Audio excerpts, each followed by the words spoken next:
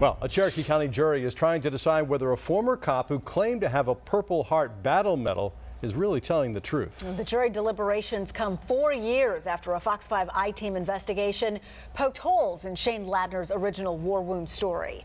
Fox 5 I-Team reporter Randy Travis is in Canton with what the verdict means.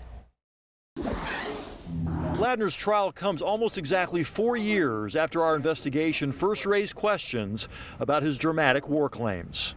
You talked about this Purple Heart situation. There is no situation. The Army says that there's no record you ever getting a Purple Heart. How come? But once we revealed Ladner was still in high school when he claimed to be injured in battle, his story quickly changed. Instead of being wounded in the invasion of Panama, Ladner insisted he was hit by a grenade shrapnel in January 1991 during a top-secret jungle mission. He even produced a 2004 document that appeared to be a military record listing a Purple Heart. Definitely need the medical documentation. But an Army records specialist testified that Purple Heart document does not exist anywhere in Ladner's official military files. No record of a Purple Heart anywhere she looked. And a series of Army doctors and commanders testified there were no battle wounds or Purple Hearts for anyone at the Cano Soto Air Base in Honduras, where Ladner was stationed. Medical records at the time show nothing about a shrapnel wound, just minor routine ailments. Chief Assistant DA Rachelle Carnzale reminded the jury of that evidence during her closing argument. You know that Shane Ladner is both a liar and a con man. Ladner used that questionable document to get a tax-free license plate for 5 years and showed it to investigators when they asked him about his war story. I woke up in a hospital a few days later. Every Purple Heart pinned to my nose.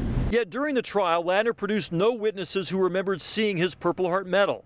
Lost, he insisted, when Hurricane Katrina hit his mother's Mississippi home. Even Ladner's wife, Meg, admitted she never saw the medal either. And I believed him. I believed every word he said. I'd been married to the man for 10 years already. I don't think I'd lived a lie for 10 years. Many of Meg's family members blame Ladner for the injuries she still suffers today. They testified if he had not lied about his war story, he would never have been chosen for that free Texas hunting trip. The couple would not have been on that parade float when a train struck it head on, traveling 68 miles an hour. Now, Ladner faces 1 count of lying to investigators and 6 counts of lying to the tax commissioner here in Cherokee County for that tax-free Purple Heart license plate. We're not talking about a lot of money here, maybe about $500 total, but prosecutors say it was the idea of publicly pretending to be a war hero for years and getting that free yet tragic hunting trip to Texas that authorities say justifies his prosecution. Jury's been deliberating now for about 3 hours. We'll let you know when a verdict comes back. Reporting live from Canton, Randy Travis, Fox 5 News. All right, we'll check back, Randy. Thanks.